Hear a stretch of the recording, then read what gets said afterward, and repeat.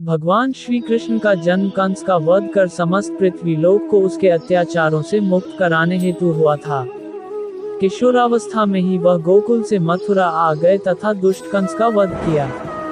कंस की मृत्यु से दुखी उसके श्वशुर जरासंध ने एक विशाल सेना लेकर मथुरा पर आक्रमण कर दिया। इस आक्रमण में उसके साथ शिशुपाल और काल्यवन जैसे शक्तिशाली राजा भी शामिल थे।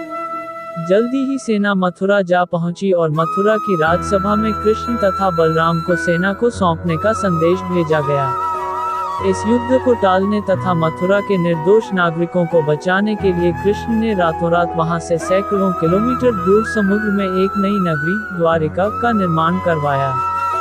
अपनी माया से उन्होंने समस्त नागरिकों, उनके पशुओं तथा संपत्ति को नींद में ही नई नगरी में पहुंचा दिया। अगले दिन सूर्योदय के समय कृष्ण तथा बलराम जरासंध की सेना के सामने जा पहुंचे और उसे लड़ने के लिए चुनौती दी। जैसे ही जरासंध और दूसरे राजाओं ने कृष्ण को मारने के लिए शस्त्र उठाए, दोनों भाई भागने लगे। उन भाइयों के पीछे जरासंध तथा काल्यवन जैसे राजा भी भागने लगे। कुछ ही देर में दोनों भाई बहुत आगे निकल गए और उनके पीछे केवल मात्र काल्यवन रह गया। उसे देवताओं ने वरदान दिया था कि उसकी हत्या किसी अस्त्र या शस्त्र से नहीं होगी। ऐसे में वह निर्भीक था और लगातार कृष्ण का पीछा करते करते एक गुफा में जा पहुंचा। गुफा में राजा मुचुकुंद सो रहे थे, जिन्हें इंद्रदेव ने वरदान दिया था कि जो भी उन्हें उठाएगा वह उनके देखते ही जलकर भस्म हो जाएगा। वहां पहुंचकर कृष्ण ने सोए हुए मुचुकुंद पर अपना पीताम्बर डाल दिया और स्वयं छिप गए।